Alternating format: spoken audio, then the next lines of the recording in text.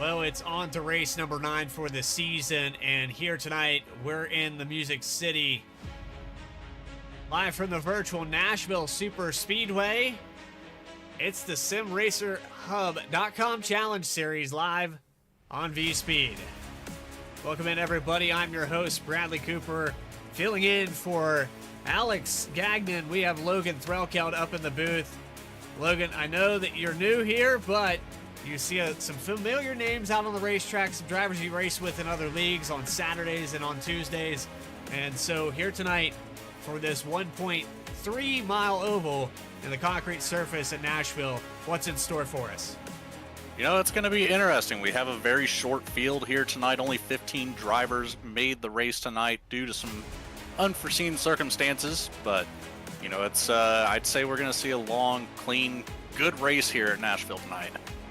Prayers, thoughts, and good vibes out there to everyone that was affected by Hurricane Helene and what happened in Asheville and North Carolina and all the way to Tennessee. I think Georgia, just all over the East Coast, devastated. A lot of people without power and internet right now. If you are watching us in that area, we are thinking about you here at V-Speed, and we'd like to see you back on the racetrack. But here tonight, race analysis up on the screen. We've got 120 laps, so extended 20 laps from what we were originally going to predict here. They didn't want it to be a fuel mileage race. Of course, the last few races that we've had at 1.5 miles in the intermediate tracks have been fuel mileage races. We're talking about guys like Casey Carrington that figured that out and was able to make it in one stop and get the victory. So it's one of those moments where they're seeing that they're listening to the drivers. They're going to try to make adjustments accordingly to that. Here's the racetrack. Nashville Super Speedway 2001 opened up 1.33 miles, so exactly that 1 1/3, 14 degrees of banking, and this concrete surface very abrasive, chews up the tires like crazy. And a quick look at the points here. We only have 15 cars here tonight, but there's 20 of them up on the standings. Gabriel Ellison extends that lead out to 23 points over Casey Carrington last week, but it's pretty tight here. Michael Sturgill going to try to gain back up to the top after starting out with a great points race. But with that, let's take you trackside, get that grid up on the screen. Starting on the pole, it's Casey Carrington in the number 43. Michael Sturgill will start on his outside. Run number 2 goes to Gabe Ellison with Michael Mullins in 4th. 5th spot, Sheldon Atkins, Stephen Ritter in 6th. 7th, Josh Dillon, Josh Taylor. 7th and 8th position. And row number 5, top 10, Dylan Rosenberg, Clinton Sneed. Behind that 5th row, we have Stan Carnathian in the 82 next to Michael Garoni.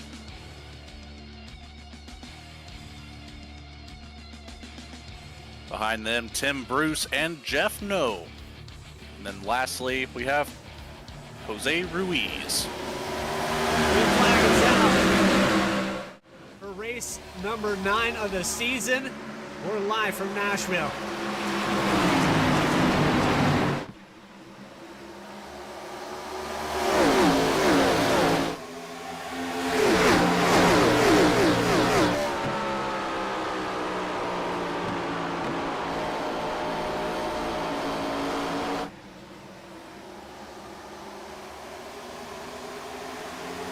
It's a drag race with the 43.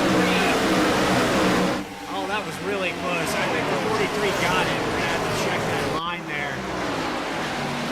First lap led by your pole sitter, but it wasn't by much. As soon as we brought the ticker up, it looked like Sturgill had taken over the spot. There it is again. As soon as we hit the ticker, he flicks over and takes that lead. Very difficult racetrack to pass that, Logan. Yeah, it absolutely is. And any experience I've had here, it's all about timing. Hit Nashville. Yeah, premeditate your passes. Right now, there's not much premeditated about Michael Sturgill. He started on the outside of the front row, and he's since kept his car there. But as these laps tick away, you see the 43 gets a little bit tight on the bottom, has to lift out of the throttle. He loses that ground. The 3 gets ahead, but it's the entry of these corners, dragging the brake. You trail brake these cars deep into the corner. It's almost like you're forcing them to turn into the inside by using that brake, and then you steer out with the throttle. These things staggered. It's almost impossible not to drive that way with how shallow the banking is here tonight. And with how you have to drive these cars, Bradley, you're going to chew up the tires very quickly. So it's also going to come down to, like you mentioned earlier, it's going to be a fuel mileage race potentially, and it's going to be a tires race. Tires at a premium here tonight.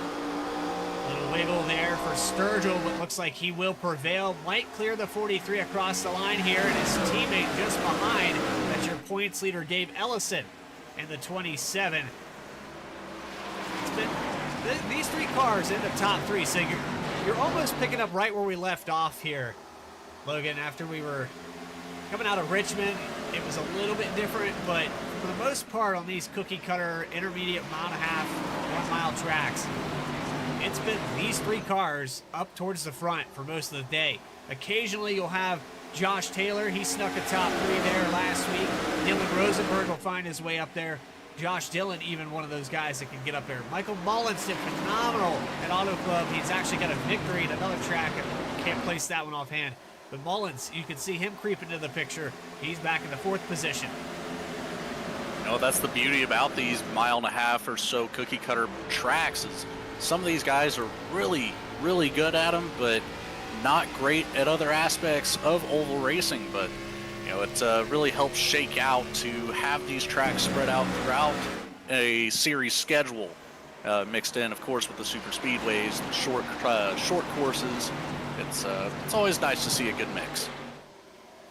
As we ride around here with the 24, Sheldon Atkins was peeking to the inside there briefly. Atkins has also been up towards the front here as of late and having a solid top 5 day. Top 10 hasn't changed hands much at all. Josh Dillon is actually the most spots lost here, the 12 back to 10th now, 3 spots down. And then Michael Garone also back just a little bit. And as I'm looking through this list, I'm not seeing Drew. I'm not seeing a few others that are typically out here. And you know, Drew has a win this season. Has since kind of had a falling out. He'll finish in the top 10, but hasn't had the success that he started at Daytona with. And we got a bunch of cars getting sideways back here. Look like Jose Ruiz on the inside of Jeff No, completely sideways out of turn 4, and that 6 car burning the right rear off. Yeah, that's exactly what you'll see, like we mentioned earlier, with how you have to physically drive this race car. It's all about, you know, the heavy braking into the corner and the heavy acceleration out of the corner to steer this car. So it's really going to chew up some tires. I'd say that we'll see some fall off rather quickly here. Churchill gets to the lead, takes over on about lap 8. Since then, he's got, well, I said lap 8. He actually led back and forth, but he officially took the lead, cleared of the 43 about 8 laps ago. So there you go. Goodbye for lap number 11 after they cross the stripe. Makes me wonder, what's the fuel window? We talked about the tires being at a premium, but now how many laps do you really want to push? Do you want to go all the way to the end of this fuel run? Because we're already seeing almost 0.5 of a second fall off. Last time by a 31.1 compared to their outlap, which was a 30.7. So that's a lot of fall off. Yeah, it's really going to boil down to who wants to make that first move down pit lane and kind of shake things up. They have an opportunity to kind of turn the heads of the other drivers and see and try for a different strategy. Will it pay off or not? That's to be determined. On board with the 7 of Josh Taylor. He was up in the booth last week, currently 7th. Started in 8th, so up 1 here for the Scooby-Doo number 7. And I see a lot. There's a lot of throwbacks on these cars, but maybe a little bit before your time, Logan. I don't know. Can't confirm that. But this was one of those iconic cars back in the day, especially in the late 90s, that, you know, everybody was running one of these. Well, allow me to take a closer look here and see for myself. Ah, the old Cartoon Network car. Yes, yeah. I am familiar. It's a classic in its own right, and so there were several variations of that. I believe there was a Powerpuff Girl variant of that at one time. Compton sponsored that machine, but had a special edition for that. I remember having those little tiny die casts from back in the day. Hundreds of them. I still got some of them laying around the house here, but just never could grow up when it came to that stuff. And here I am doing it virtually.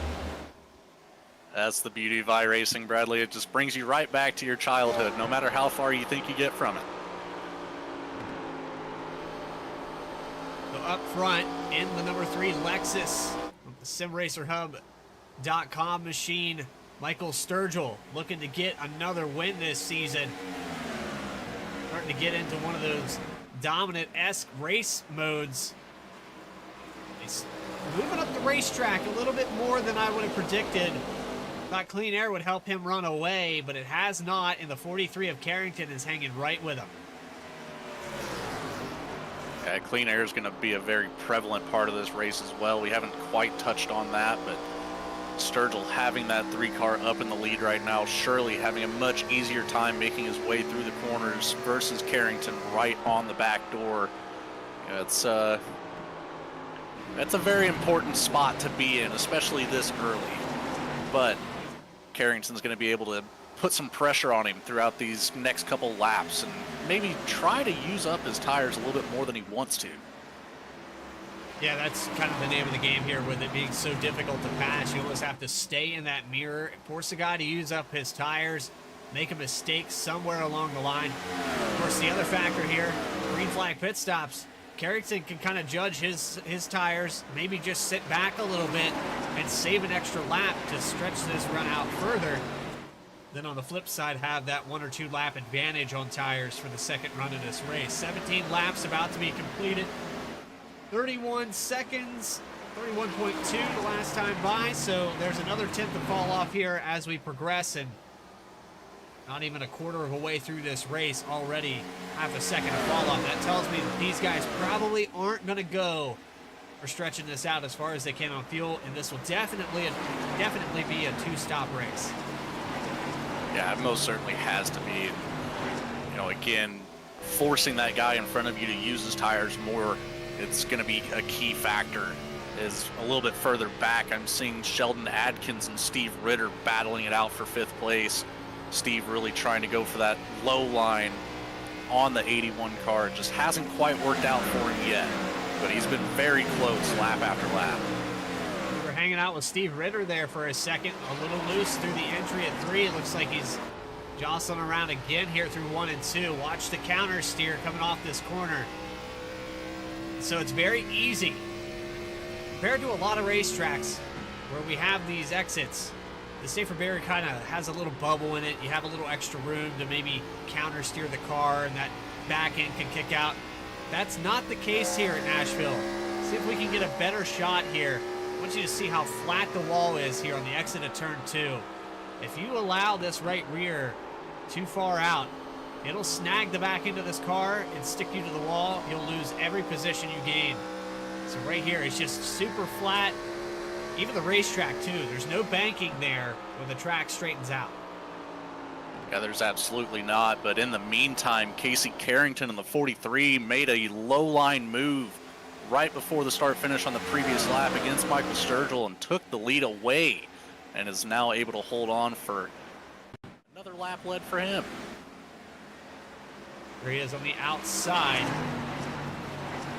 Carrington gets clear. And the lead changes hands back to the pole sitter here on lap 20. Carrington's been rather patient, and for Sturgill now, it looks like he's starting to suffer on handling. He's about a tenth faster, or slower rather, than Casey Carrington. 2 tenths slower than Gabe Ellison. Ellison really turning up the heat here in the end of this run.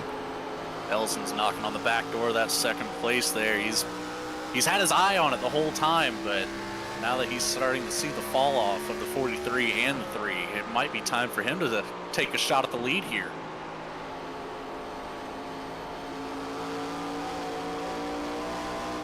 Opportunity presents itself again on the outside of the 3. They're able to cut that tri-oval and get just enough of an advantage into 1, but doesn't use all of it. He was clear.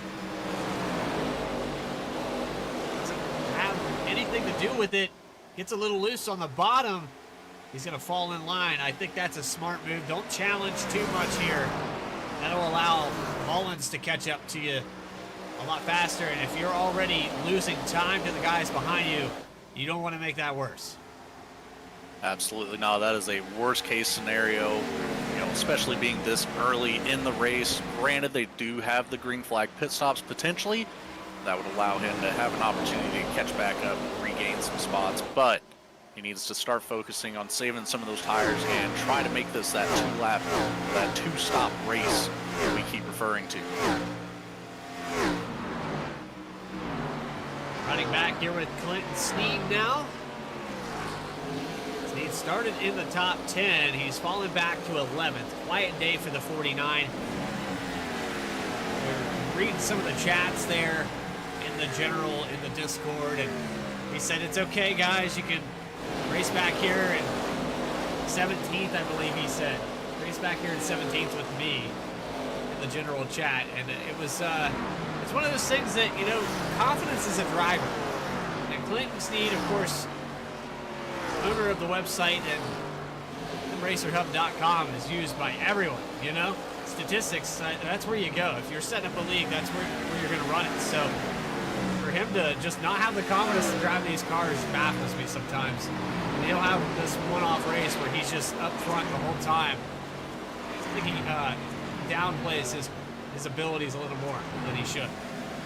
You know, that's one of my favorite tactics to use, Bradley, whenever I'm fresh to a league. Is obviously Clinton Sneed not fresh to this league by any means, but you know, just downplay yourself. That way you go into it, you don't set any high expectations for anybody, and maybe sneak one in there and blow some minds.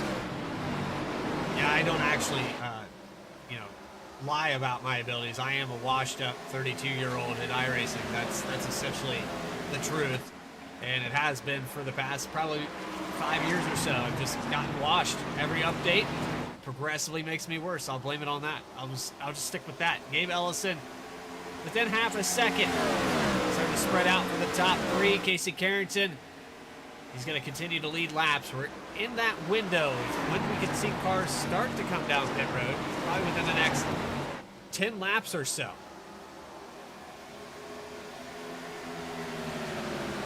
Might see about 10 laps. Yeah, I'd say probably right around lap 40. That way you can really just split this race into thirds. A weird metric here with the extension of these laps. And we know that this league, notorious for going green, they tied the streak of Saturday Night Racing League for the most races caution-free. So that record has stayed unbeaten, but now tied. So 3 races, that's pretty impressive. 1 caution at Daytona, a little caution heavy at Richmond. I think we finished that race out somewhere around 5 or 6, but nonetheless, I mean, that's a challenging racetrack. We've went to a couple challenging tracks already this season. Take a look at the schedule.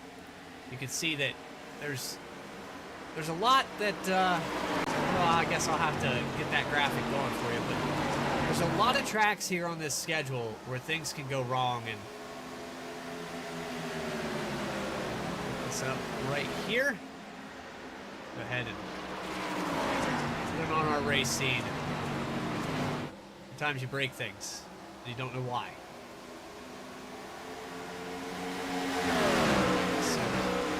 Here it is, what I was mentioning before, with the schedule.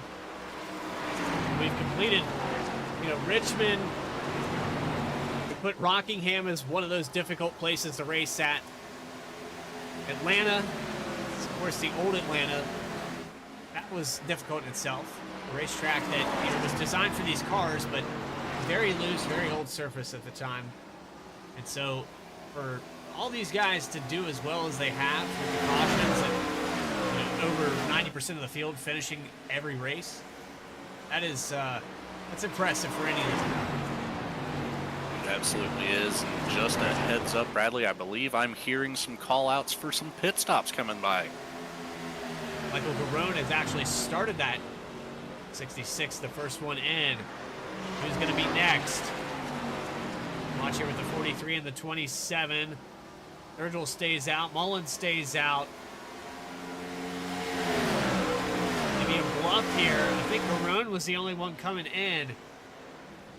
He's going to run it at 33 laps on this stint. This might be a little bit too early for the 66. He will have a tire advantage of around a full second here, so he might be able to make up a lot of time on these guys, get a better position, but he is a lap down and at risk of going another one down. I think with the tires, he'll be able to run away. You know who hasn't ran away, though? Casey Carrington, under fire from Gabe Ellison, lap after lap here. That he is. Gabe Ellison just staying on that back bumper of the 43. He's not the only one either. If you look a little bit further back, Steve Ritter looking at the back door, or actually rather the driver door He just of kicked Sheldon it in. Atkins. He was at the back door, he kicked it in. Here he is now passing for the 5th position, and he gets loose off of 4 into the grass. But try to save it, still drifting. Nominal save, but all those positions lost. Back to 10th now. Very unfortunate timing there for the driver of the 16, but again, like you said, fantastic save. These cars do not handle well sideways like that. They definitely don't handle in the grass. That suspension not equipped. These tires do not have tread. These are slick tires. And the grass is also slick, so it's like driving on ice once you get down there. iRacing has made some updates and improvements to the grass physics, but still, it's bumpy, it's a mess down there. And for him to maintain control of that car proves that he knows what he's doing. Just made a slight little miscalculation there on the exit of turn 4 inside for fit. So he'll fall back to the 10th position. You know, I think you heard Garone say coming down pit road. I haven't seen anyone else elect to do that yet. It's got to make me wonder, that probably was too early for Michael Garone.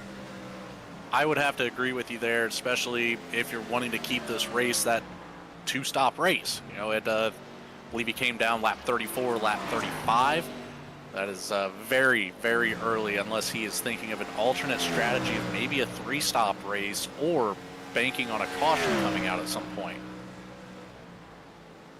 There is the 27 of Gabe Ellison, sideways, drifts into the entrance of pit road. Like he meant to do it. Gets down to pit speed and he's going to be fine. Wild ride, let's take it on board here. Look how hard it is to get on pit road here at Nashville.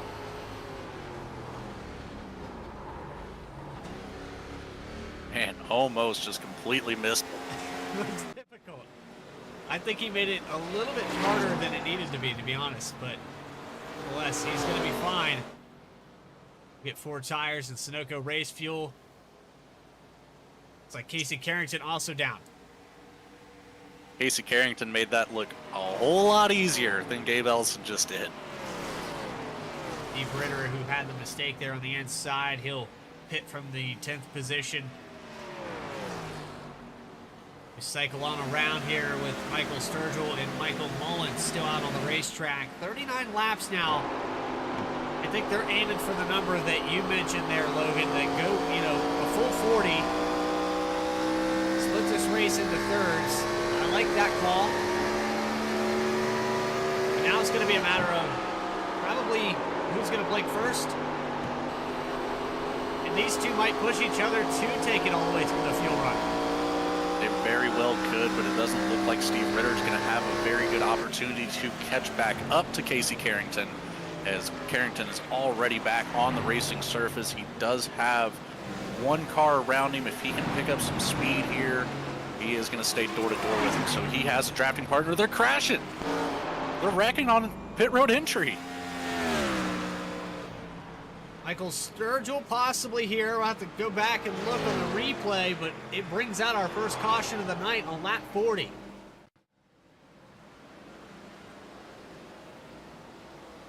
Oh, that's the 91. And almost gets into the 27 there. Oh, no moment for 2 cars here. Dylan Rosenberg and the 12 of Josh Dillon, but how about Gabe Ellison just barely able to escape that? Let's watch it one more time on board. He's on board with the 90, or the 27 rather. He just had the 43 merge out of pit road. 43 got up on the outside, and here's the touch, the contact with the 12, and we're just trying to dodge a bullet here. Whew. We need to go back. We need to look and see exactly how this contact happened. Josh Dillon. I think Gabe Ellison might have collected just, ooh, that is a huge hit. I don't know for certain if the 91 was pitting. He might have been checking up for the 7 of Josh Taylor. Nope, he was coming down pit road and he just got ran over by the 12. That's all there is to it.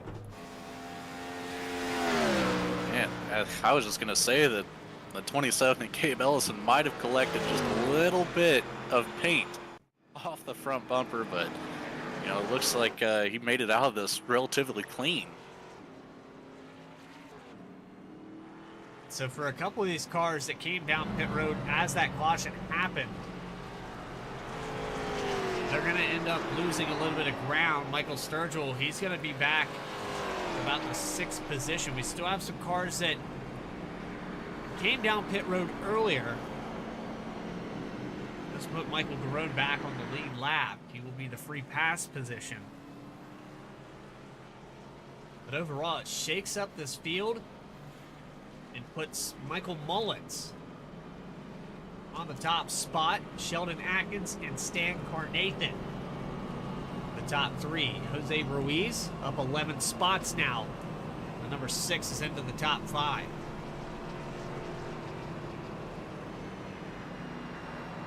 So while we have our first caution of the day, excellent time here to mention some of our sponsors. Which is we have the first Rapid Fire Pizza, which opened up back in 2015 in Dayton, Ohio. Their idea was simple: make delicious, fast, and affordable pizza. Now in 25 cities across the country, customers love the fresh taste, the speed, and the ability to create their own perfect pizza with over 35 different toppings and sauces. You can go to www.rapidfirepizza.com for a location near you. I could go for some pizza. Oh, I would love some pizza right now. The Five Guys cheeseburger about tore me apart. I'm still feeling that. So here, about a third of the way through the race, exactly a third of the way through the race, we have a shake-up with a caution. What are we going to see now with some of these guys that they were up front, they were in clean air for the entire beginning of this run. Now they're going to experience traffic. And so for guys like Michael Sturgill, Casey Carrington, Gabe Ellison, it's going to be a long line of cars and a lot of tire wear to even think about the top 3 spots. What does that look like the next third of this race? You know, it's really hard to say, Bradley. Like you mentioned, Casey Carrington, Gabe Ellison kind of catching the short end of the stick here on this caution, but you know, it's going to give an opportunity to some of these drivers that have been running consistently in the middle of the pack here to try to come away with a win. You know, obviously Carrington, Ellison, they have great speed on the racetrack. Sturgill's still up there close to the top 5. You know, these guys have been running the top 3 the whole race. It's definitely shaking things up, to say the least, but obviously Sturgill in the best position of those 3 to make his way back up to the front. As that pace car is going to come off, we're going to see him go green here. The second time today, the green flag will drop. The Delta 24 onto the loud pedal into turn 1. Back racing in Nashville. Good jump here. Stan Carnathan to the inside of Sheldon Atkins, holding up on the outside. Atkins on a little bit fresher tires. Not by much though. Stan Carnathan came in just after him. Michael Mullins actually has the oldest tires up here in the top 5. Side by side back here with Dylan Rosenberg and on the outside of Clinton Sneed. How about Michael Sturgill working through this traffic very quickly?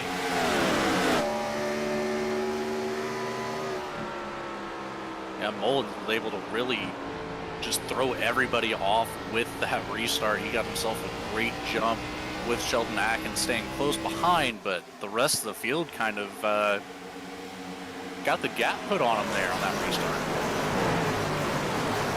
Jose Ruiz forces his way inside of Clinton Sneed. He's racing for the 6th position now as they come off of turn 4. Cloud cover becoming a factor now. Weather up there, 110 degrees on this concrete surface. If it wasn't abrasive enough, the track temperature not helping at all.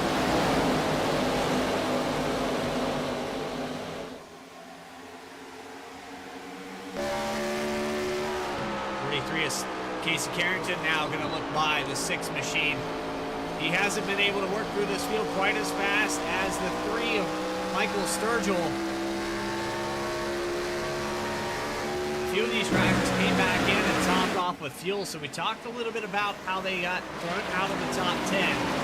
That was based off of strategy. Remember, we talked about the extension of these laps to not create a fuel run race, but now with the reset, it became just that. They're right there on the edge. They're going to make a one-stop race, but who's going to stretch it the furthest? I think some of these guys that came back down pit road and topped off are going to go 4 or 5 laps extra compared to the drivers that didn't. And so now, if we were 43 and the 27, I wouldn't hit the panic button just yet because they're going to be out there for a lot longer with these guys. If we get another yellow on pit stops, they can be sitting really pretty. Yeah, one of these drivers that's in kind of an awkward position right now is the 66 of Michael Garone.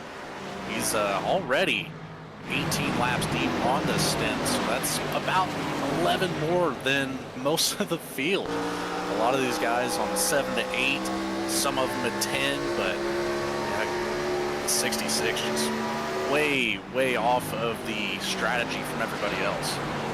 Oh, the 81's around. Fan favorite there in the chat goes around in turn 1. Did he have some help?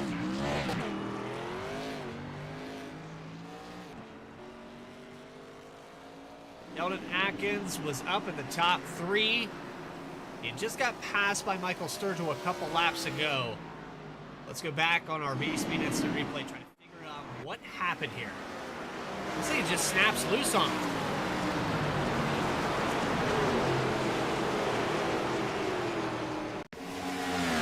Car just got unpredictably, nope, he got contact with the 91 of Rosenberg twice.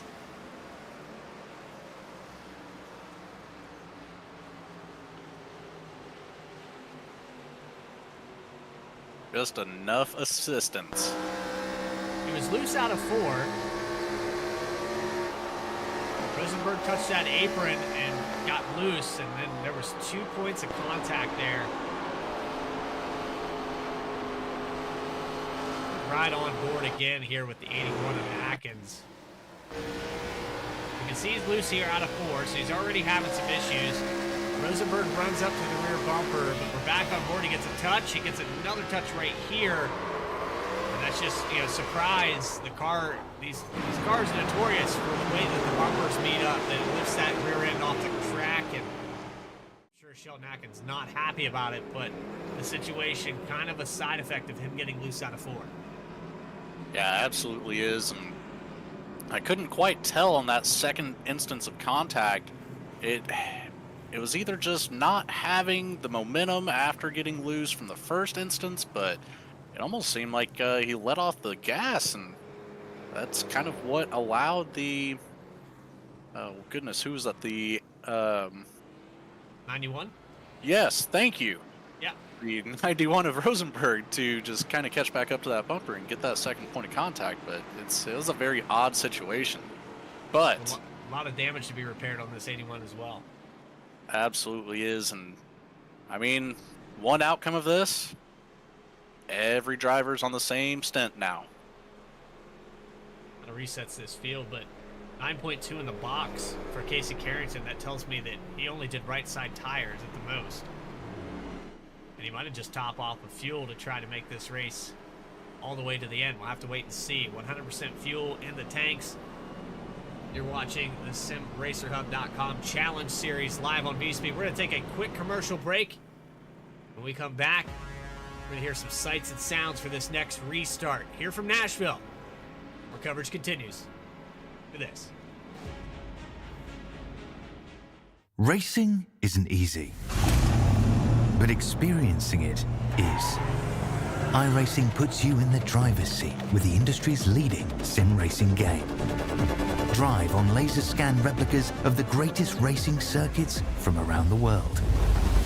Go head-to-head against other drivers chosen by skill-based matchmaking to ensure competitive racing at every level. Compete across all your favorite series. In officially licensed cars, engineered to deliver the most accurate driving experience possible.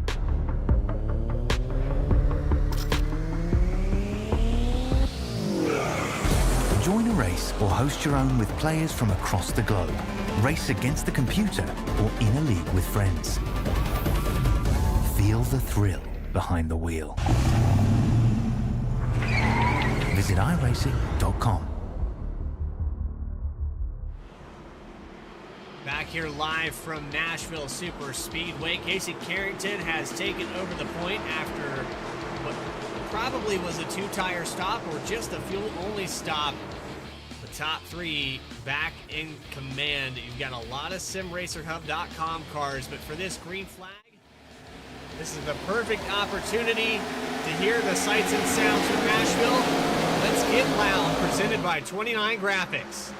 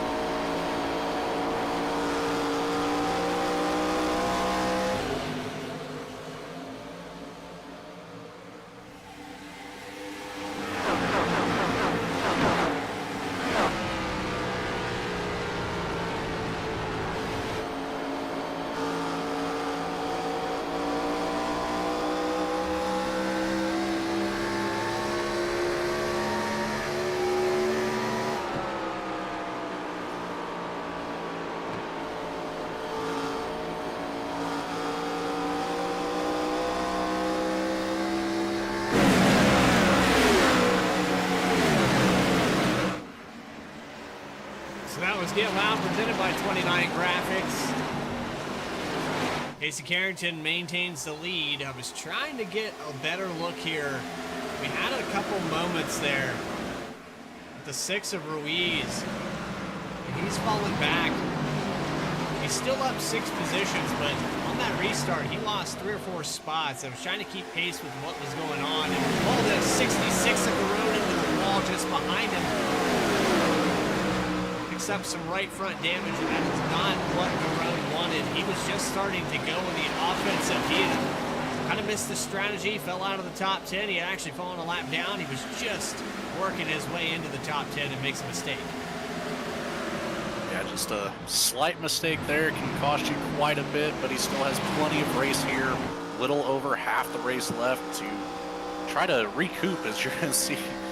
Oh, goodness. What, Atkins. 81. Sheldon Atkins getting loose once more. Big movement there out of turn 4. He's still struggling to hold on to this car, and I think the damage is part of it. Damage is a huge part of it right now for him. It's definitely not going to handle the way that it did the first 39 laps of this race. Very sideways again out of 4. You can see him catch the car. That's a warning sign to me that he needs to back it up a little bit. He's down on speed because of that damage, probably pushing it a little bit harder than everyone else. Another car that's also in that situation, the 12 of Josh Dillon, but he's since backed it up. He's got a lot of this damage repaired. He's not fully back up to speed. You can see here, even Michael Garone, who had just tagged the outside wall, is sticking with him on the outside.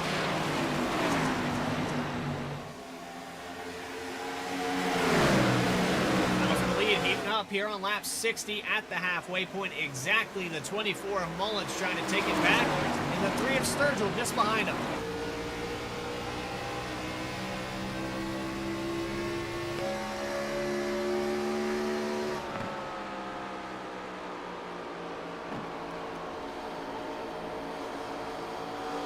Sturgill going to put it on the right rear, just to the outside of Casey Carrington. A little wiggle there off of 4. He's going to carry that momentum to the high line and see what he can do into turn 1. There's the trail break we were talking about. Now has the 43 to the inside. The P2 now for Sturgill. Well, Bradley, we've recollected 2 of the top 3 drivers for that first stint of that 40-lap run, but Gabe Ellison not far behind, made his way back up to 5th already, so he'll be looking to reclaim his position up here in the top 3 along with Michael Sturgill and Casey Carrington. Will the 24 of Michael Mullins be able to hold these drivers off long enough? Well, I would say the window of opportunity for pit stops is probably going to be somewhere around lap 90. I think that'll put them in the perfect place. They are going to have to pit one more time. I don't think they've topped off enough to make it to the very end of this race. Hopefully they don't find that out and tend to go and stretch it too far, thinking that they could save enough. But a situation, you know, you saw maybe in the highlights of the drivers that could have won, like Casey Carrington, where he ran out of fuel out of turn 4. You don't want to put yourself in another one of those scenarios. Absolutely not. I would guarantee that we see the 43 be extra sure of not having a repeat of that situation. Mullins holding his own right now. Last time by, pretty much identical lap times. 31.205 for Mullins. 31.229 for Michael Sturgill. Into the wall a little bit here down the backstretch, though. That is not going to help the time. This might create the opportunity that Michael Sturgill was waiting for.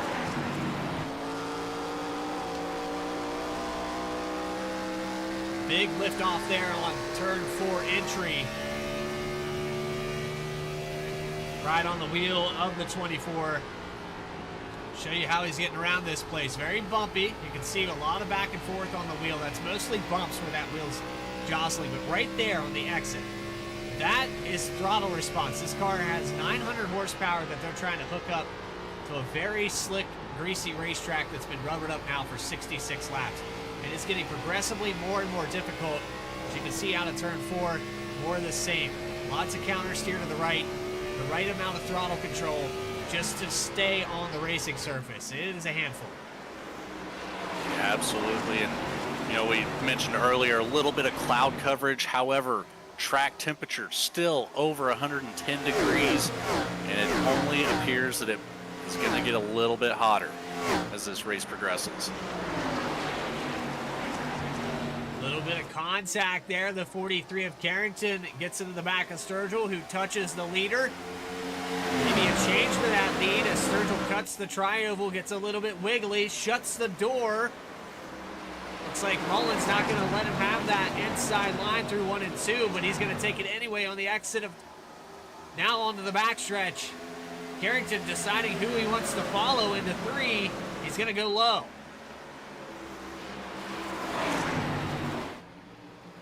I think Carrington would be smart to... Little hairy there, but Carrington would be smart to just bide his time back here in 3rd. Allow one of these drivers to make a mistake. It's only bound to happen if you continue to ride door to door for lap after lap. But Gabe Ellison, he's looking to make that same exact move on the 43. Now we have 2 wide up here in the top 4.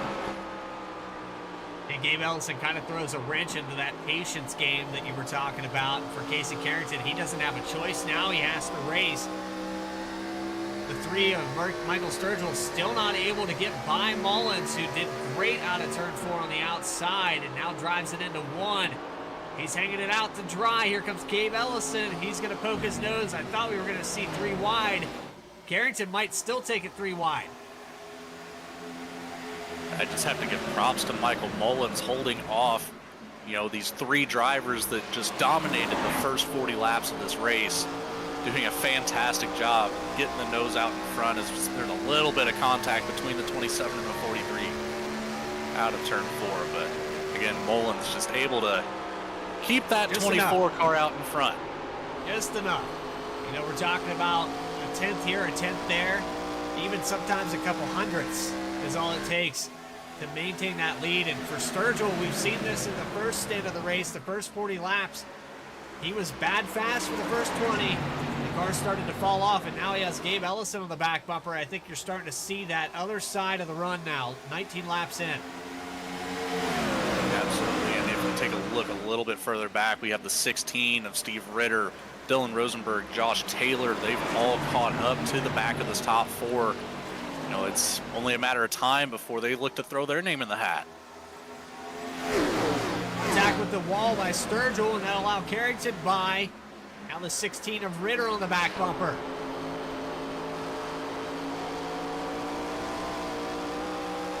What a struggle of handling here for Sturgill. It seems like right at the 20 lap mark, this thing falls apart for him.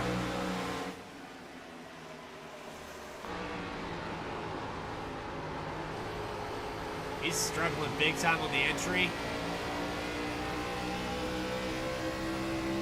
No good control of the car, but it looks like it's getting progressively worse.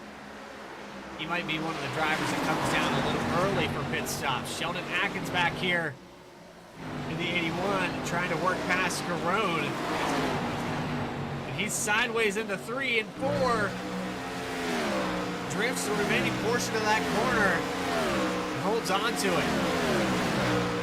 I believe Adkins there caught a little bit of the wall on the entry of turn 1 that previous lap, lost that position to Garone, immediately looked to take it back and just did not play out for him.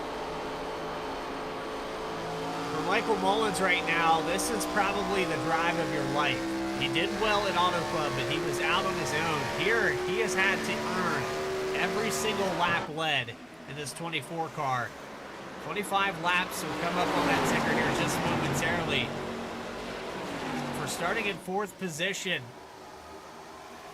he's doing a great job. He's been quiet for the first 40 laps, but you gave him that lead, and he's doing everything he can to maintain it. What's going to be very interesting to see for Michael Mullins is this round of green flag pit stops. When is he going to look to come down pit road? Is it going to be at that 90 lap mark? Is he going to try to short the green flag pit stop? Is he going to try to long cut it? It's so hard to say whenever you've got 3 and 4 cars just nose to tail looking to take your position corner after corner. He's done a phenomenal job there on that outside, though, and he pinches down on the 27 of Ellison. Gabe Ellison not able to get by. 200ths of a second across that stripe. Mullins might have lost it here, though. He's going to pinch down on the entry of 1. Let's see if he can handle it on the backstretch. No, he cannot. He gets loose. Cage for the lead. And no crossover for Mullins. Ellison takes it over on lap 77.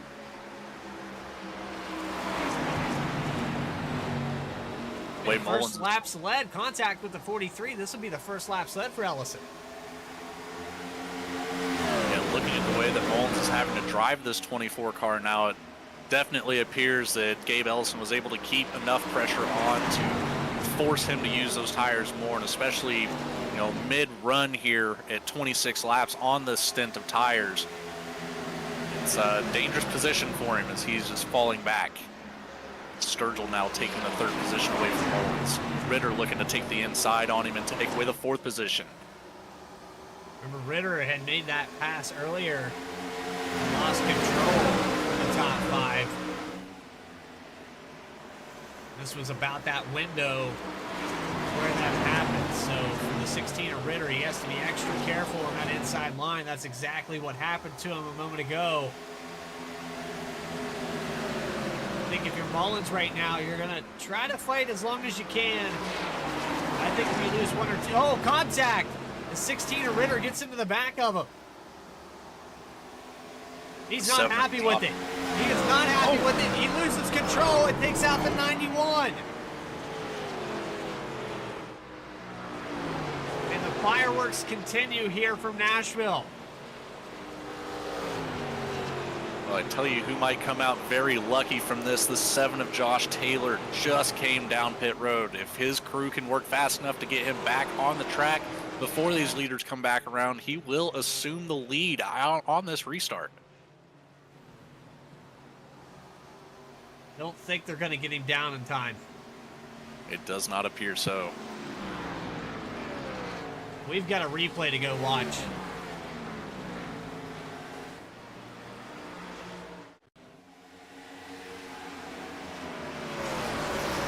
Here's the contact.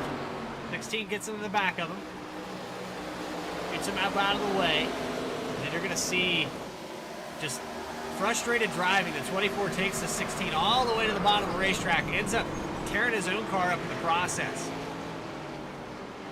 Not only his own car, but claimed another victim who was just trying to get by.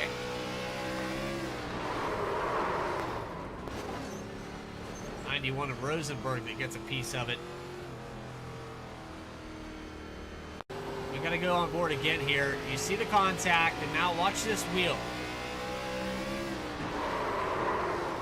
That angle, it looks like he's steering to the right, and the throttle's bringing it down the track. Let's go on board with the 16.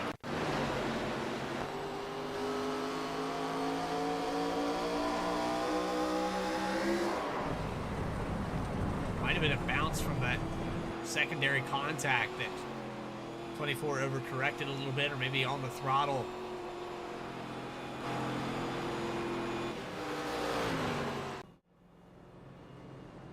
The only thing I can say, it did not look malicious by any means. Unfortunate circumstances. I would say obviously there's some blame to place within there, but as a race control's decision at the end of the day on that one. Well, we're back to the same 3 names that we had at the start of this race in the top 3. Ellison, Carrington, and Sturgill back up on those top 3 spots. Rosenberg, Ritter, Sneed, Ruiz, Carnathan, Dillon, and Garone in that top 10. So how about Michael Garone sticking it out after all the problems he had earlier in this race? He's hanging on to the edge of the top 10. Don't go anywhere. More coverage will continue. You're watching the SimRacerHub.com Challenge Series live from Nashville. More coverage will continue right after this. Racing isn't easy, but experiencing it is. iRacing puts you in the driver's seat with the industry's leading sim racing game. Drive on laser scan replicas of the greatest racing circuits from around the world. Go head-to-head against other drivers chosen by skill-based matchmaking to ensure competitive racing at every level. Compete across all your favorite series. In officially licensed cars, engineered to deliver the most accurate driving experience possible.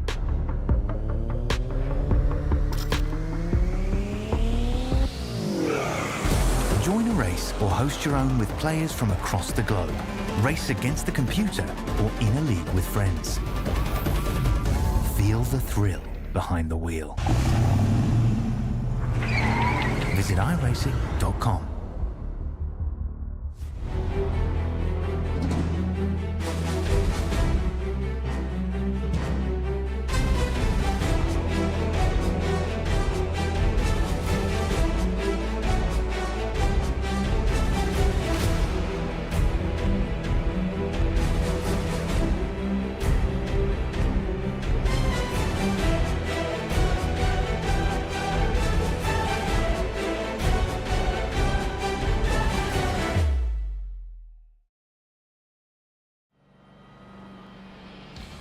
Back here live for the SimRacerHub.com Challenge Series. I'm your host, Bradley Cooper, alongside Logan Threlkeld. Presented here on V-Speed, the SimRacerHub.com Challenge Series is obviously presented by SimRacerHub.com. Since 2009, they have been the premier destination for iRacing league scoring. Our mission is to provide you with the most comprehensive and user-friendly tools to manage your league schedules, results, points, and stats. Plus, our highly active Discord community is always ready to assist you with any questions or issues. Ready to take the plunge? Create a league today and join our community of passionate sim racers. Find out more at simracerhub.com. With that, we come back trackside. Gabe Ellison takes over the lead after all this is cycled through. Just before the break, you mentioned we have all those drivers that were in the top 3 to start this race out. They're back up here for the remaining 40 laps roughly to go. Green flag is out. Back live at Nashville. 3 cautions, 8 lead changes. 4th time today, we go green.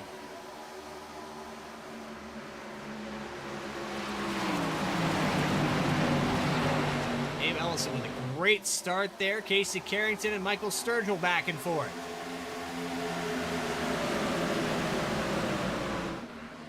It's going to be frustrating here for Casey Carrington.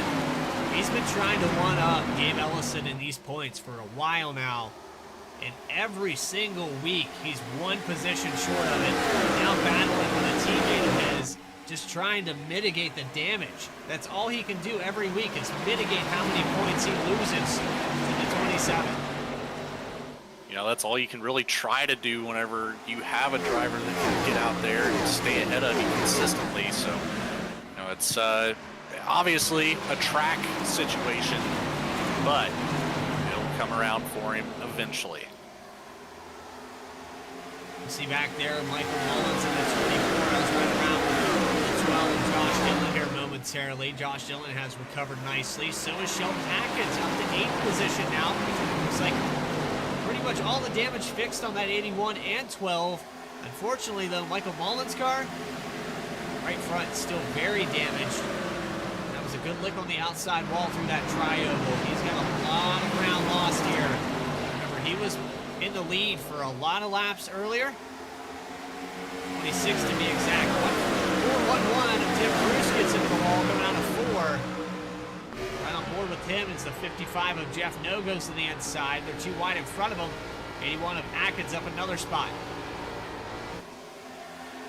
Atkins making a great recovery after his situation earlier in the race and all that damage. So, you know, we've got a couple Atkins fans in the chat cheering him on down there. Back up in the 8th position. I'd like to thank Timmy Vision for reminding me what track it was for the 24 that he got his victory at Charlotte Motor Speedway. It was about week 5, I believe. Mullins not having a good night here tonight. It started out really well. He's been up in the top 5 most of the day, but now finds himself in 12th position. Outside looking in, probably hoping for another yellow so he can get the rest of this damage repaired and have a chance to get back some of what he lost. Well, with that being said, Bradley, we have seen, you know, all of these cautions really coming out towards the end of the life cycle of the tires, right before that 40 laps on the tires. So there's a good possibility we might see one more before the end of this race.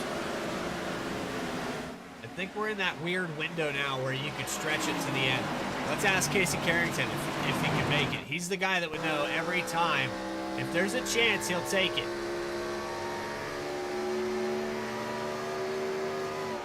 And he might have to. This might be the only chance he has.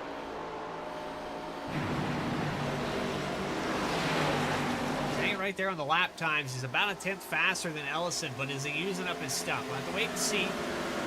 Roseberry 43 has been notorious for saving the fuel, doing the strategy that he needs to. But at the rate he's driving right now, I don't think he's saving anything. It's almost too late in the race to really try to save, especially when you have the 27 Gabe Ellison, who's been just putting on quite the show tonight. Of course, between Ellison, Carrington, and Sturgill, you know, able to stay up at the front of the race for the first 40 laps, fell back, caught back up, finding all three of them back in the top three. So there's a lot of variables in this situation, to say the least. 81 is Sheldon Atkins looking for the 6th position. Clinton Sneed came off of turn 4, bobbled the apron, and has allowed the 81 Miller Lite to almost get by him, almost contact, a little touch there into 2, stacks him up. Here comes Garone to the inside.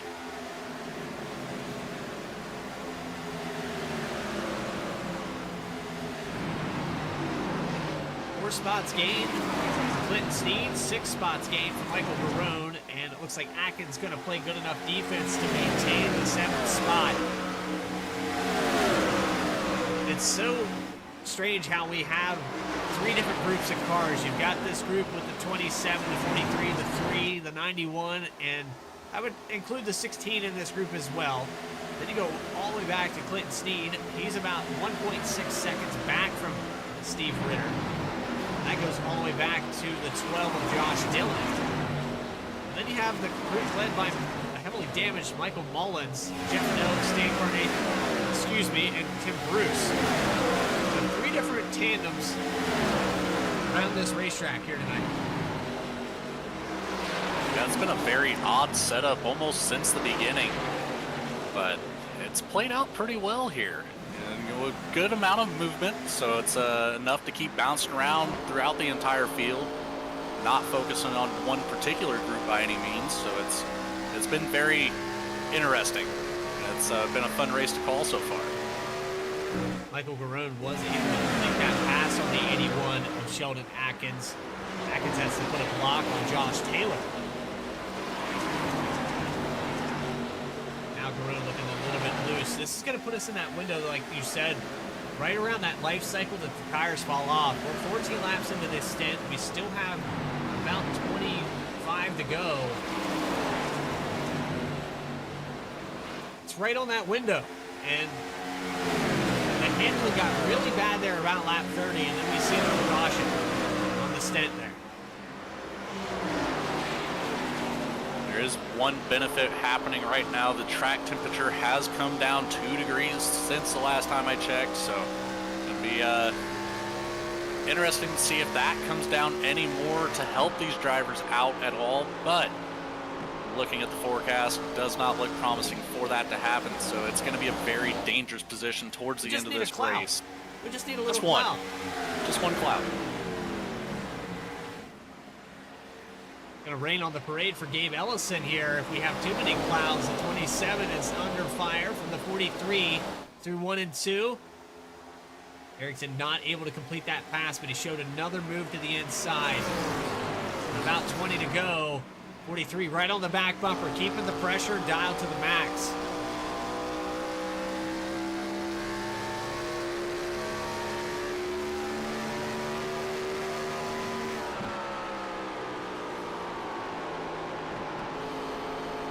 A good shot here out of the exit. Interestingly enough, Steve Ritter, one of the faster cars on the track at the back end of this top 5, even though he does have quite the distance between himself and the 91 of Rosenberg. But he is making up a little bit of ground time by time around. So we'll see if he can catch back up and try to put himself on a podium tonight. He's got a little bit of right front damage as well, so it's really impressive that car's handling as well as it is. Last time through, matching times with the top 3. 31-4 for Steve Ritter. How about that?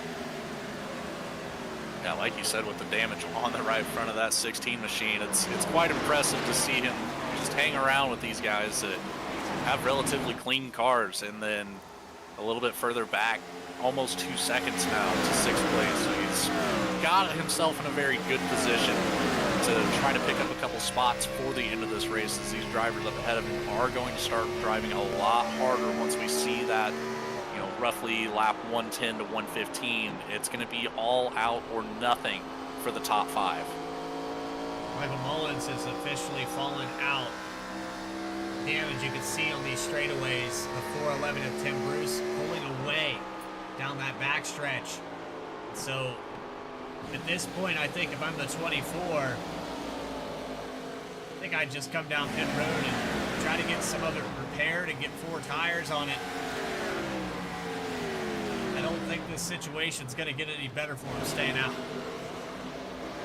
But it could certainly get worse, you know, going multiple laps down if there is a caution towards the end of this that would allow him to fix some of that damage and maybe make a late run push up towards at least the middle of the pack off of a restart. He's shown the speed, so he knows he can do it. It's just going to come down to timing for the driver of the 24. Nathan's going to go by for the 12th position around Jeff No. He has 3.2 seconds to catch up to the 11th place driver, Jose Ruiz, on the tail end of this second group of cars led by Clinton Sneed.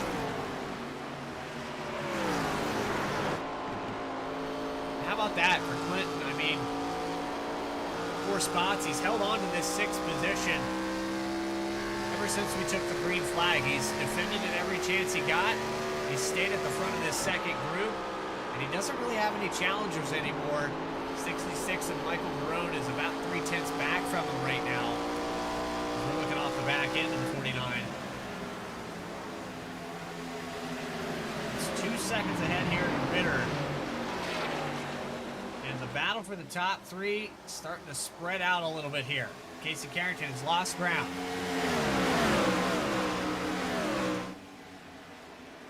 Now here's a question for you, Bradley. Has he lost ground, or is he strategically backing down the corners to save some fuel and save some tires? You did just mention that he should know if he can make it or not. He'd be the guy to ask, so maybe this is all part of strategy after all. Yeah, he might have to save a little bit here, but I think they're good to go. They pitted about 23 laps ago, and only 15 laps left. I think they're right on that window. We saw some drivers go that full 40, 41 laps on that first pit stop round, so I think they're fine. But for Casey, he wasn't saving much to start the run, and I think now he's realized if I don't dial it back here at least for 5 or 6 laps, I'm going to have nothing for Michael Sturgill to defend this.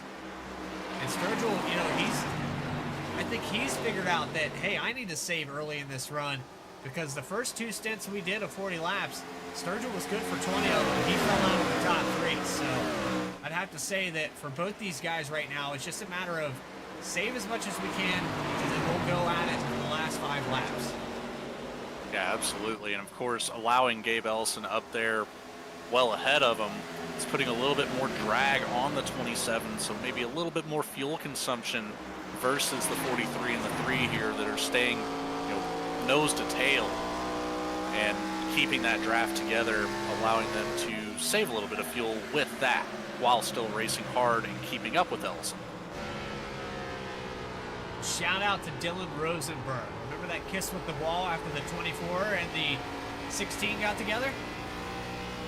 I believe he did a T-bone to the wall with the back end of this car, and somehow it's staying in 4th position. Shout out to him and what he's been able to do in the Mountain Dew 91. I can't remember if he made any contact with the wall. If he did, it seemed rather light, because he did not spend much time at all in the pits. You know, just a little bit, right about a second longer than Carrington and Sturgill, but virtually no damage repair for the 91 of Rosenberg on that last pit cycle. You can see right there on the left-hand door. We'll try to get a better shot at that. Probably not going to be the best angle, but he did back into the wall, and I think he got clipped. I think he picked up a little bit. You can see right there above that jack stand on the right there above that gap. You can see a little bit of sheet metal exposure. So I don't think that's really affecting the car's handling too much, but yeah, he did pick up a little bit. Like you said, he stayed in the pits a little bit longer than everyone else. He's slowly working his way towards this top 2 spots. Casey Carrington and Michael Sturgill in front of him. And last time by, He was matching times. He's going to creep up again, shave off another 10. I mean, after all, don't you know, Bradley, it's just weight reduction. Yeah. You don't need those side panels at all. They do nothing. No.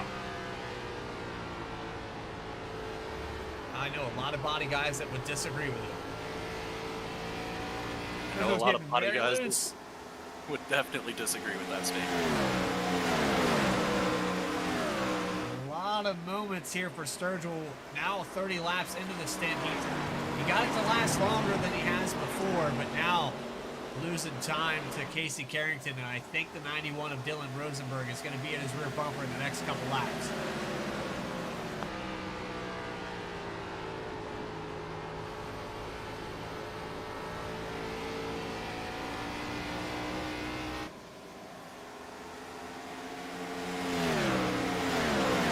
Check in here through your field. Gabe Ellison has now led 36 laps in this race, started in third.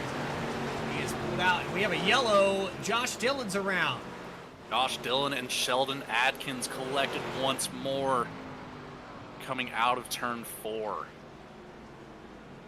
Well, if you've got another set of tires, you better use them. This is the chance for Casey Carrington to get this win.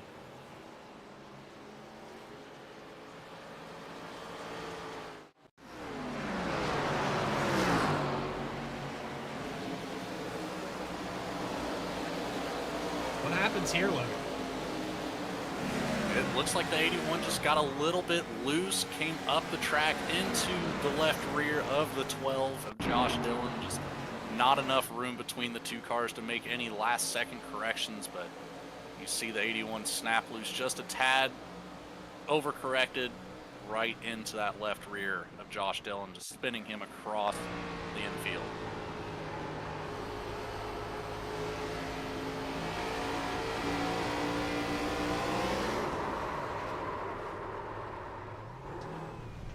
So with all the excitement that went on in this race, we were at lap 60. We did have a stage during this event. I failed to mention that. I want to apologize to Sim Racer Hub, but everybody comes down pit road. As they should. I would not want to be Gabe Ellison staying out while the rest of the field pits, so good call for him. Gabe Ellison comes down pit road. The only other flip side of that is, you know, occasionally guys will decide to stay out, but I think everyone on the same page here. We ran 33 laps. This car probably handling at its worst. These guys were pushing for this last part of the race. And so we're going to take the green flag. We're going to have almost a natural green-white checkered. Casey Carrington down and away. It looks like Carrington took 2 tires only here. Yeah, that was right side only for Carrington. That's a call right there. Pay attention to the both sides of this car here on this pit stop.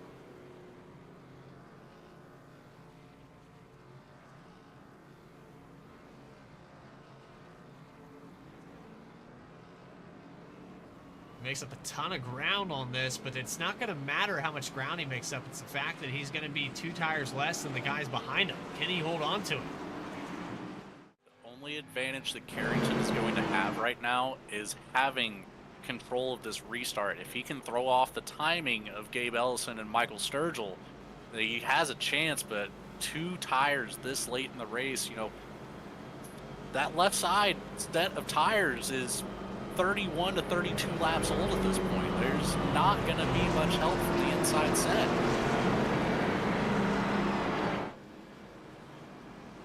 Yeah, 30 laps on tires is pretty much an eternity on concrete. That's, you know, the equivalent at an asphalt track, probably 65, 70 laps because of how abrasive it is. And remember, he was chasing Gabe Ellison that entire run.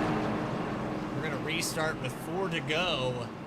He's still got a lot of time to lose this lead. All he can pray for is another yellow to put us into overtime in that green-white checkered territory. Then I could believe it. But here with 4 to go, that's a tall order for right sides only. Just to throw it back to a previous comment about that stage, if I recall correctly, the running order of that for the top 3 was Michael Mullins, Casey Carrington, and Gabe Ellison. Mullins on that statement. To be incorrect, I do know Mullins was in the lead on lap 60.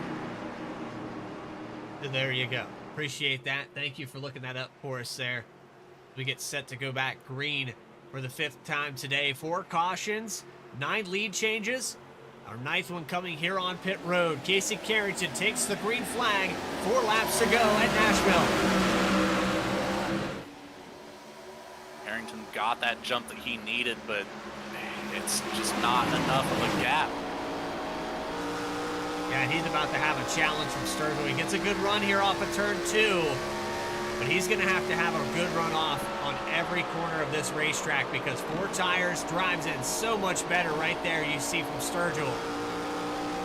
Sturgill gets a little loose, cold tires being a factor. These guys might take a little bit to get heated up. We've got 3 wide behind them back here. Everyone's scrambling for position. Clinton Sneed almost gets into the back of the 411 way up the racetrack.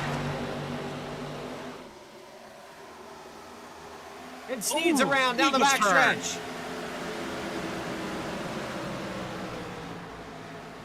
Yellow, we're going to stay under green. 2 laps to go now, and nobody has anything for the 43. I am impressed with how he's able to keep this car going. He pulls away 0.3 of a second with 2 laps left. Ellison caught the wall in the entry of turn 1. Now he's going to catch the door of the 91. Yellow flag is out. Sheldon Atkins looks like he's done for the day.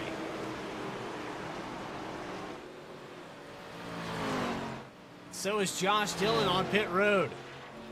This is green-white checkered territory.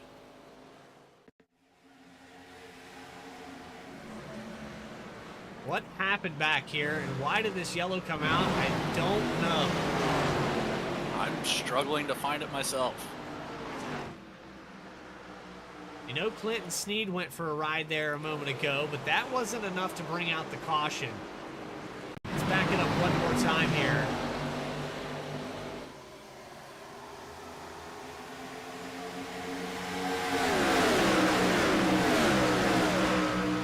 I think I know where it happens. There we go. 411 sideways. It was enough to trigger the yellow.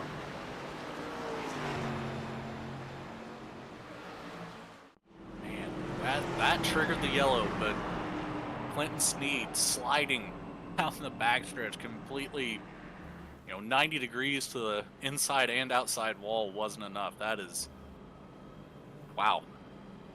Speechless.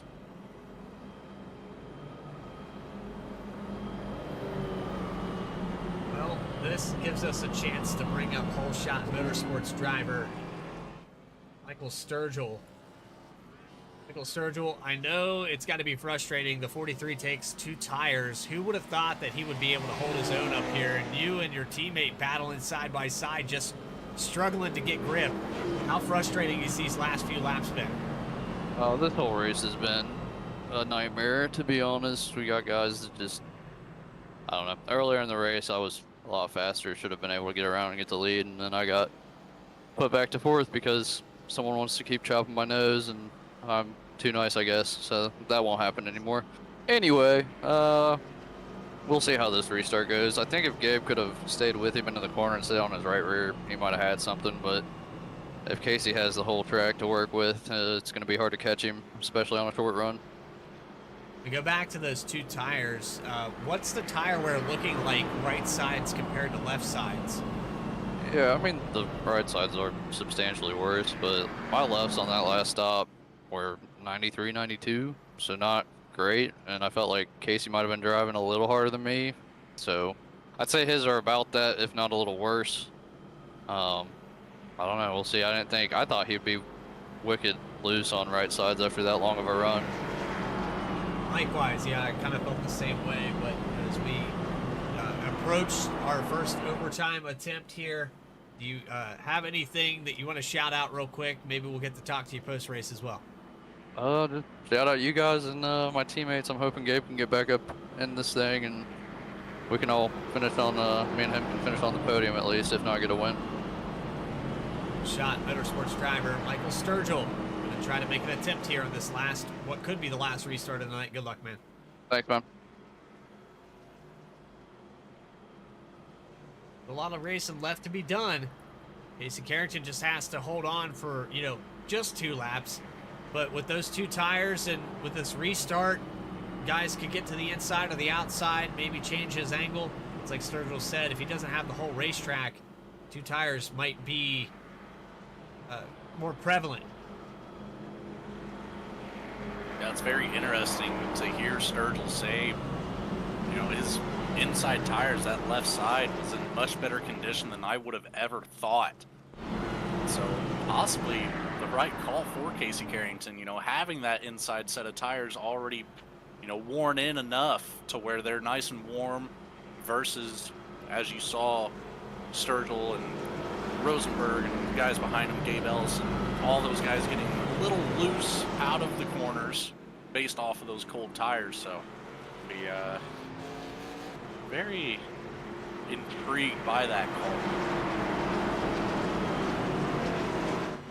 Saw the 24 of Michael Mullins coming back out on the racetrack. Looks like he might have gotten all that. Well, he's got more damage still yet to repair. That right front still a little caved in, but maybe, just maybe, this car has enough speed that he can get up there and get a top 10 after winning that stage and having some laps led.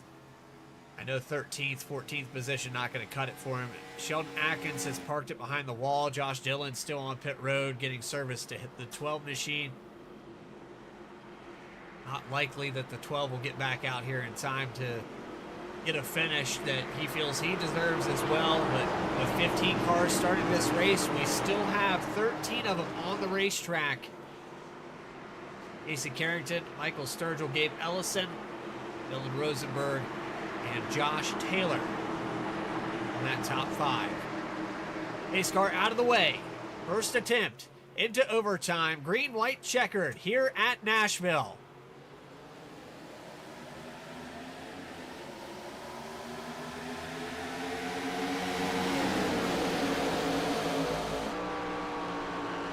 Great jump there for the 43. It's to be mistake-free, though, for the next 2 laps. Here comes Sturgill with a good run out of turn 2. Where does he go? Ellison had a lot of momentum out of turn 2 as well, so we'll see if he can throw his car back up there towards the lead. But he does still have the 91 of Dylan Rosenberg on the inside. Can't quite get clear of him. Rosenberg's going to have a little bit of help now from Josh Taylor. White flag in the air. Casey Carrington leading into turn 1. Will he be leading across the start-finish line? Here comes Sturgill again in another attempt. 3 and 4 for the final time. Casey Carrington looking to get another win this season. Sturgill has nothing for him on the entry. Can he get him on the exit? He'll look down to the inside. Nothing there. Casey Carrington is going to win at Nashville. Full 1/10 of a second. Casey Carrington's called to take 2 tires. He looks like a genius now. It baffled us up here in the booth, but he knew exactly what he was doing, and he held on to the lead for the remaining 10 laps or so to be victorious again. The SimRacerHub.com Challenge Series has put on another great show.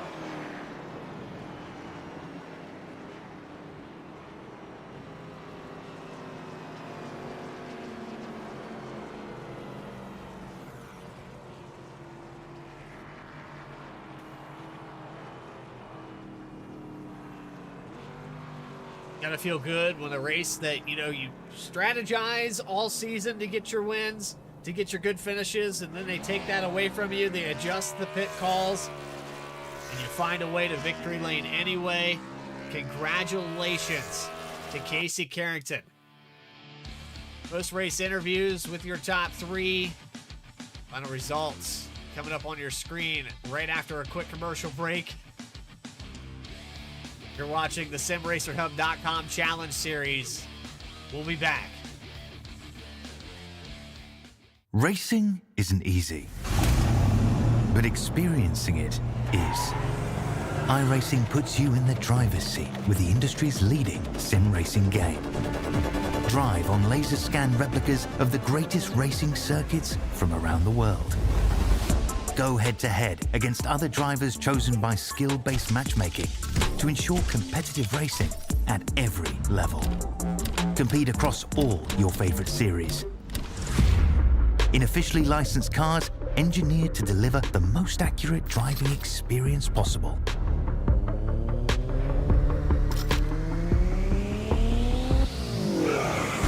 Join a race or host your own with players from across the globe. Race against the computer or in a league with friends.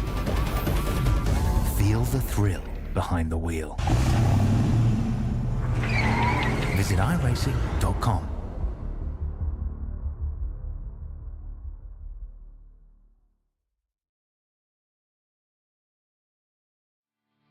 Back here live at Nashville, the SimRacerHub.com Challenge Series has concluded its 120 laps with 5 laps of overtime here tonight. It's Casey Carrington that gets the victory, but in these final results, you're going to see a mix-up of the same 3 that have been up front every time they make an appearance. Michael Sturgill gets second position. Gabe Ellison beats Dylan Rosenberg by 6 1/1000ths roughly of a second, or 1/100th of a second, to come home third. Dylan Rosenberg fourth. Josh Taylor, Steve Ritter, Jose Ruiz. Hey, Jeff No gets his top 10 here. He ran outside of that most of the day. He'll get 8th. Michael Garone, a recovery, to 9th. And Stan Carnathan will round out your top 10. Bringing up the rest of this field, we have Tim Bruce in the 411 taking home the 11th position. Clinton Sneed in the 49 takes 12th. Michael Mullins back there in 13th after a frustrating race. Did great up there at the front of the pack. Just some unfortunate circumstances for him puts him back in 13th. Same case for Sheldon Atkins. Ran up front for a lot of this race.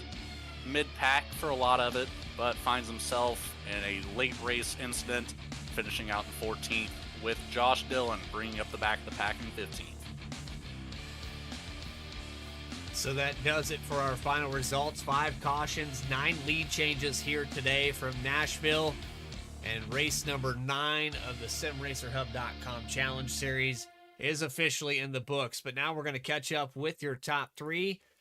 We're going to catch up first with your third place finisher, Gabe Ellison, who was able to get back that 3rd spot. But I tell you what, Gabe, first off, we just got to say that it's a counterpunch to what you've been doing all season long. It seems like Casey Carrington and Gabe Ellison have been going back and forth for who's going to lead these points, who's going to get the best of each other each week. And then a race that you should have won here tonight. It probably feels like it got stolen away with that late caution. Yeah, I mean, yeah, maybe a little bit, but it's part of it. It was really tough to pass, much like last week, but I had much better pace here. Long run, I think I had the best long run speed for sure. But yeah, man, it just worked out bad. He took 2, and I didn't get a great restart from second. And a track like this, you can't afford to get a bad restart on the outside because you're just gonna get freight trained on the bottom, which is exactly what happened. So I mean, is what it is. Go to next week. Well, and I have to ask, did it ever cross your mind or anyone else there that 2 tires was going to be that call? I know that this track is very abusive on your stuff, and even when you don't feel like you're over driving it turns out that you come down pit road and you've only got 20% left on the right front.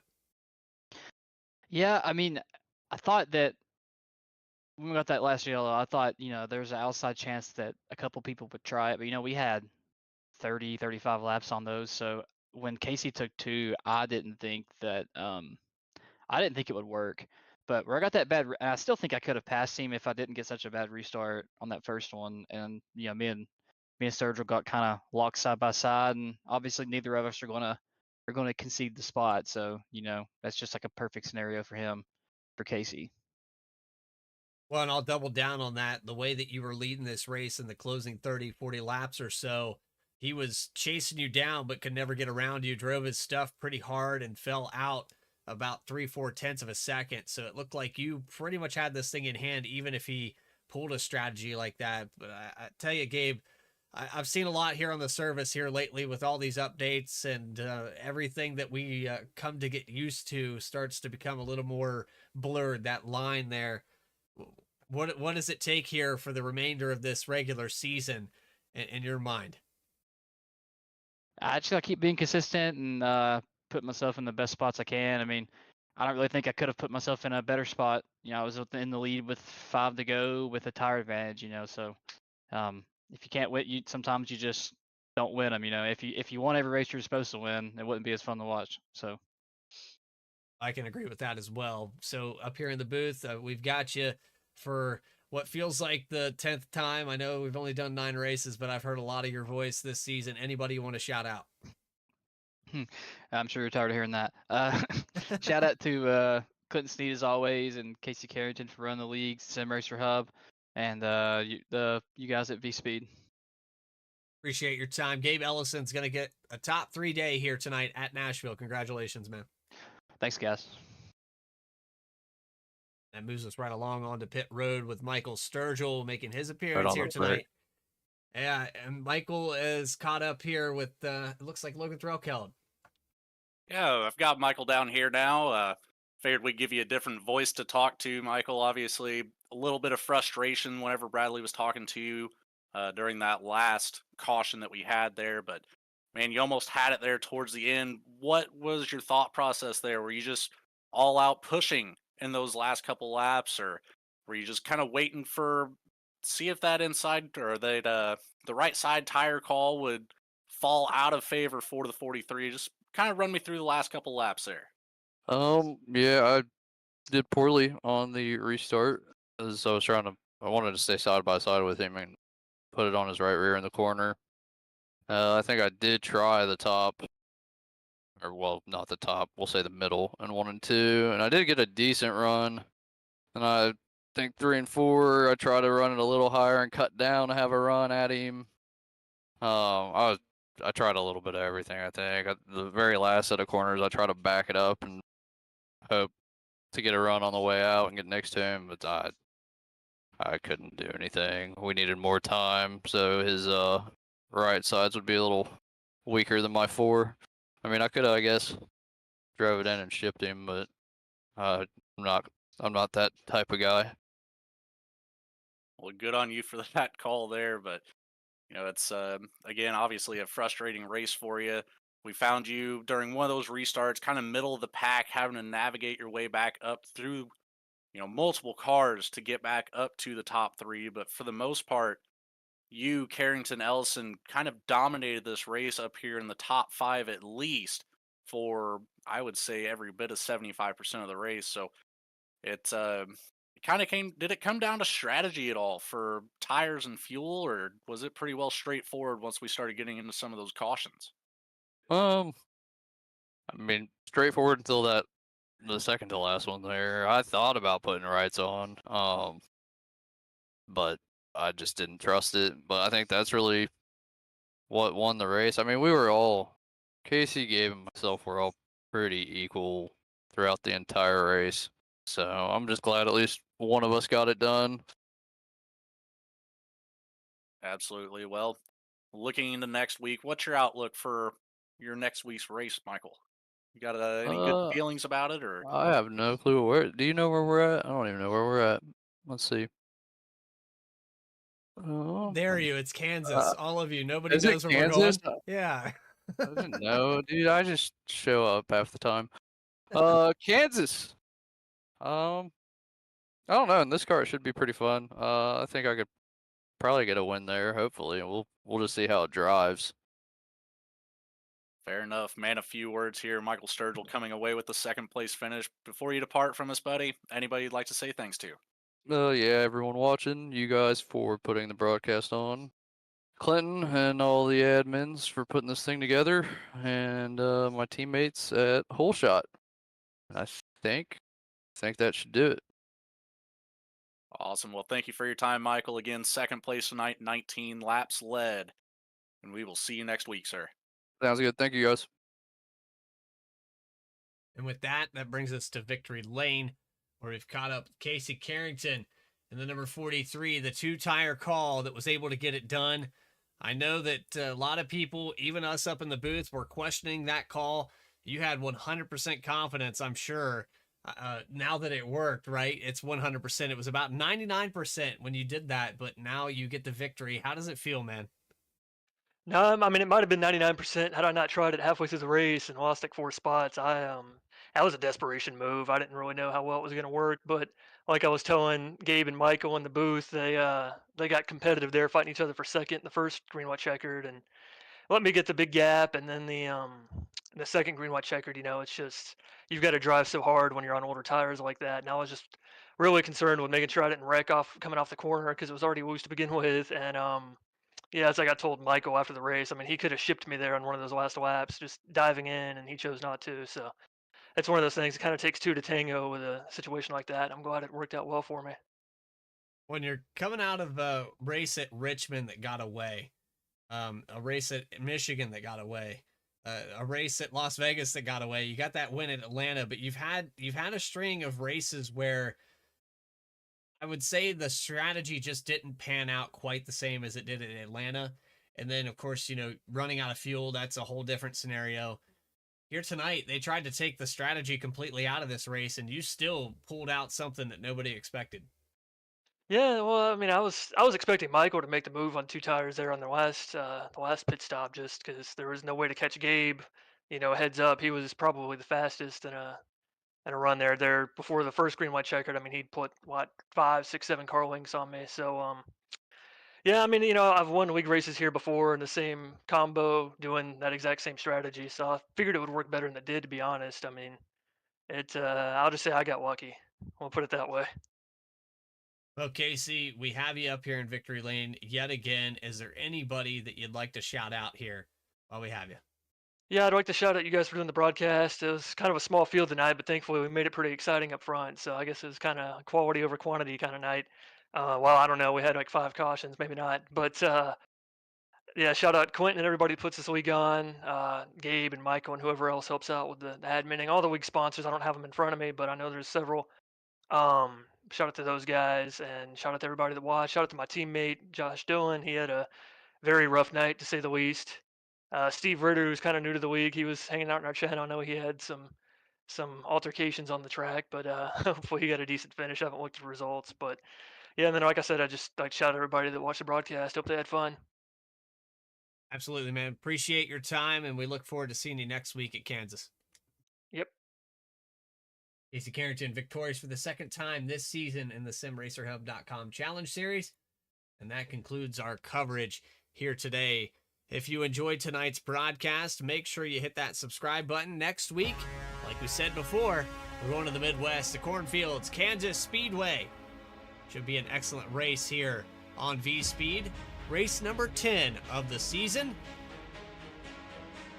It'll be Tuesday, October 8th at 9 p.m. Eastern Time. For everybody here from V-Speed, Adam Baker in the background for all the things that he does. I think we're going to get another ATVO overlay here, Logan, here very soon. I'm pretty excited about that. I've heard rumors. It sounds pretty neat. Yep, I'm looking forward to that. And, for Eddie Smith, Morgan Cook, Logan Threlkeld, our co-commentator and other producer, Christian Hill, Alex Gagnon, who was filled in for tonight by Logan Threlkeld. This is Bradley Cooper telling you to have a great rest of your week. We'll see you tomorrow night for Racing Revolution. That's at 8:30.